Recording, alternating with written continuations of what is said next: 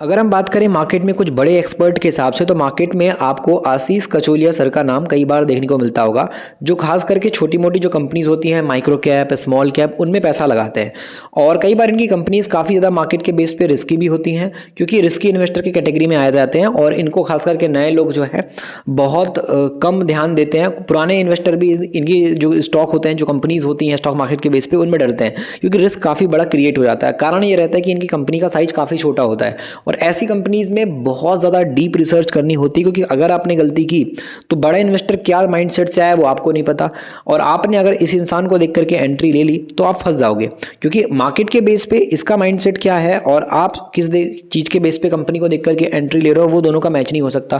क्योंकि जब तक आप आमने सामने नहीं बैठोगे, किसी के माइंडसेट को नहीं पहचान सकते कि उसकी सोच क्या है, उसने किस हिसाब से खरीदा है। तो अगर आप मार्केट के हिसाब से देखने जाओगे तो आशीष कचोलिया की ये पोर्टफोलियो में ये स्मॉल कैप है जिसको अभी हम डिस्कस कर रहे हैं। और बेसिकली ये कंपनी जो है ये केमिकल इंडस्ट्री की कंपनी है, और यहाँ पर मार्केट के हिसाब से आपने पिडिलाइट को देखा, एसआरएफ को देखा, ये सब बड़ी बड़ी कंपनी, हमने दीपक नाइट को देखी जो बहुत अच्छा चल पाई हैं। उसी में से ये एक कंपनी है जो देखा जाए तो वैसे तो बहुत ही छोटी सी स्मॉल कैटेगरी की कंपनी है, बट अभी के टाइम पे काफ़ी बड़े दबाव में है। और आशीष कचोलिया की बात की जाए, उनके पोर्टफोलियो में भी नज़र आ रही है, और अभी इंडस्ट्री पी से काफ़ी ज़्यादा नीचे है मार्केट के हिसाब से, और दबाव काफ़ी बड़ा क्रिएट है। तो उस पॉइंट पे चलिए कंपनी को डिस्कस करते हैं। अगर हम नाम की बात करें तो कंपनी का नाम है फिनोटेक्स केमिकल लिमिटेड।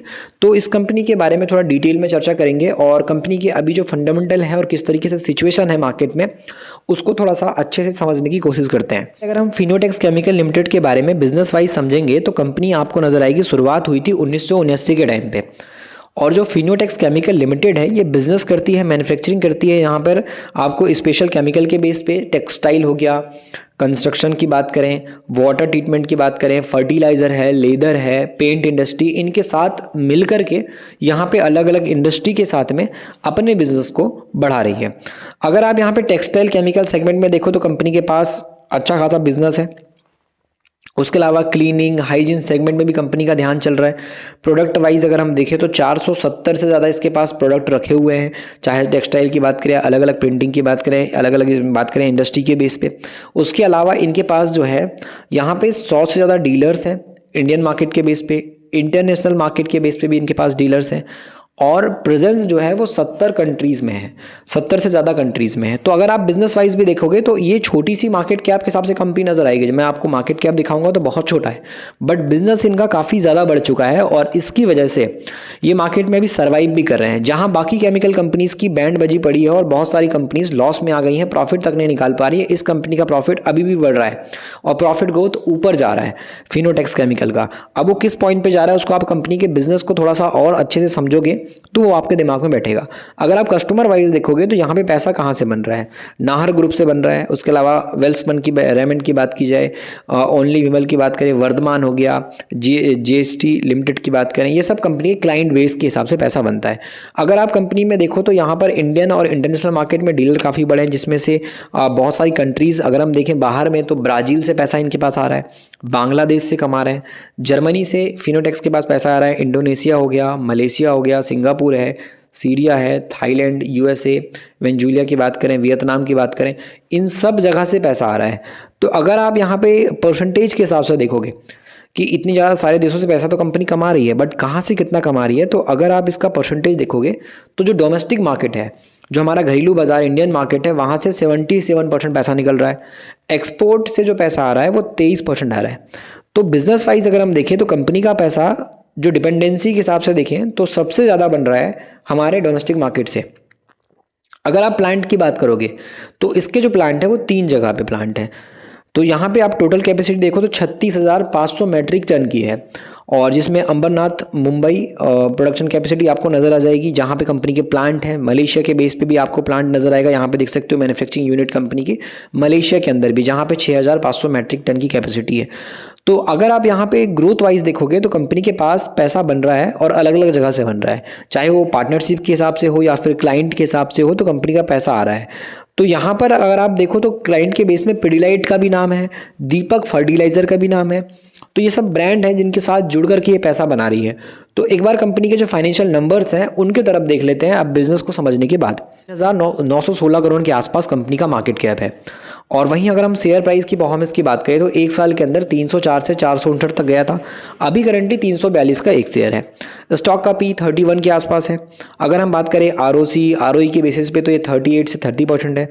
एक छोटी सी कंपनी है और इसके अंदर अभी डेट ज़ीरो है, मतलब एक डेट फ्री कर्ज मुक्त कंपनी इसको बोल सकते हो, जिसमें 0% का आपको अभी जो डेट है वो नज़र आएगा। प्रमोटर के कोई भी शेयर गिरवी भी नहीं है, प्लेज परसेंटेज भी जीरो है। और तो और मार्केट के अंदर जहां कंपनीज का बात करें प्रॉफिट ग्रोथ माइनस में चला गया है, तो उस कंडीशन में भी ये कंपनी केमिकल इंडस्ट्री के अंदर 17.5% का प्रॉफिट निकाल रही है। मार्केट के अंदर 3 महीने में भी गिरावट है, 6 महीने के अंदर भी गिरावट है।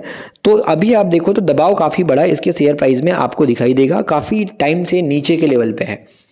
लेकिन अगर आप पॉजिटिव पॉइंट देखोगे कि कंपनी में ऐसा क्या खास है जिसकी वजह से लोग इसको ध्यान दे रहे हैं, या मार्केट में चर्चा हो रही है, या फिर आशीष कसोलिया के पोर्टफोलियो में है, या जो भी बड़े इन्वेस्टर के नज़र में है, उसके पीछे का कुछ कारण यहाँ पे नजर आएगा प्रोस के अंदर। सबसे पहला पॉइंट, कर्जा कम किया इसने समय के साथ तो डेट फ्री हो गई। उसके अलावा थर्ड पॉइंट, कंपनी के अंदर जो प्रॉफिट की ग्रोथ है वो मार्केट की बुरी कंडीशन के अंदर भी 39.8% के CAGR से बढ़ रही है। 3 साल का ROE अभी भी 28% का है। मार्केट के बेस पे एक ही नेगेटिव पॉइंट था कि 1 से 1.5% प्रमोटर डिक्रीज हुए थे, लेकिन केमिकल इंडस्ट्री के बेस पे अगर आप कोई कंपनी देख रहे हो स्मॉल कैप के बेस पे जो प्रॉफिटेबल है प्लस ग्रोथ भी कर रही है, समय के हिसाब से अच्छा खासा बढ़ भी रही है, तो उस कंडीशन में अगर आप ध्यान से नोटिस करोगे तो इसके अंदर आपको प्रॉफिट की ग्रोथ भी काफ़ी हाई नज़र आएगी और समय के साथ में जो इंप्रूवमेंट आना चाहिए वो भी चीज़ नज़र आएगी। आप यहाँ पर देखो, पूरे केमिकल इंडस्ट्री के अंदर प्रॉफिट ग्रोथ में मात्र पिडिलाइट है जो 30% के प्रॉफिट ग्रोथ से बढ़ रही है। उसके अलावा SRF भी माइनस में चला गया है 34% के। लिंडे इंडिया मात्र 4% निकाल रहा है। गुजरात फ्लोरी केमिकल तो 55% के माइनस में चला गया प्रॉफिट। गोदरेज तो 21%। दीपक नाइट्राइट के अंदर भी जीरो नजर आएगा। लेकिन उस कंडीशन में छोटी सी कंपनी जो फिनोटेक्स है, इसके अंदर 17.5% की प्रॉफिट ग्रोथ आपको दिखाई देगी। उसके अलावा मार्केट के हिसाब से जो ईयरली ग्रोथ आना चाहिए वो ग्रोथ धीरे धीरे कंपनी में अभी भी जारी है। कंपनी का 21 करोड़ से 31 करोड़, 31 से 32 करोड़ ऐसे प्रॉफिट बढ़ते जा रहा है और ईयरली बेस पे जो कंसिस्टेंट प्रॉफिट ग्रोथ बढ़ना चाहिए वो बढ़ रहा है। आप देखो 14 करोड़, 45 करोड़, 57 करोड़, 90 करोड़, ऐसे करते करते कंपनी का प्रॉफिट अभी आपको 125 करोड़ के आसपास नजर आएगा। तो जो ग्रोथ है कंपनी के प्रॉफिट में वो अभी भी बनी हुई है और इसी वजह से फिनोटेक्स केमिकल पे बड़े इन्वेस्टर का जो फोकस रहता है या बोला जाए ध्यान रहता है वो अभी भी नजर आता है। इंडस्ट्री कैसी है, किस तरीके से दबाव है, वो आपको अच्छे से पता है, इसके बारे में बताने की जरूरत नहीं है। बट फिर भी कंपनी के अंदर जो फंडामेंटल है वो इम्प्रूव हुए हैं। कैश फ्लो भी कंपनी का अगर आप देखो तो 1 करोड़ से सीधे अभी 26 करोड़ पे आ गया। तो जो प्रॉफिट कंपनी कमा रही है वो कैश में हमको दिखाई भी दे रहा है। उसके अलावा अगर आप ग्रोथ के पॉइंट से बाकी चीज़ों को देखोगे तो इसके अंदर जो ROC है वो भी बढ़ रहा है। 20% था, 28% हुआ, फिर 30% हुआ, फिर 36%, फिर 39%। तो जो फिनोटेक्स केमिकल का जो ROC है, जो रिटर्न ऑन कैपिटल एम्प्लॉयड है, वो भी इंक्रीज हो रहा है। तो कंपनी के बेसिस पे अगर हम देखें तो यहाँ पे प्रमोटर 62% बैठे हैं, लेकिन FIs का इन्वेस्टमेंट जो 1.5% से 1% पे आया था वो इन्वेस्टमेंट अब वापस से 1% से अब 3% से भी ज़्यादा हो चुका है। मतलब 0.92% से 3.28% पे अब FIs का इन्वेस्टमेंट बढ़ गया है। और उसके साथ में DIS पहले जितना 3% था उतना ही है, हल्का फुल्का स्टेक कम ज़्यादा कर रहा है, पर DIS ना तो 3 से 2 हो रहा है ना 2 से 4 हो रहा है। तो यहाँ पे DIS का स्टेक जितना पहले था अभी भी उतना ही है।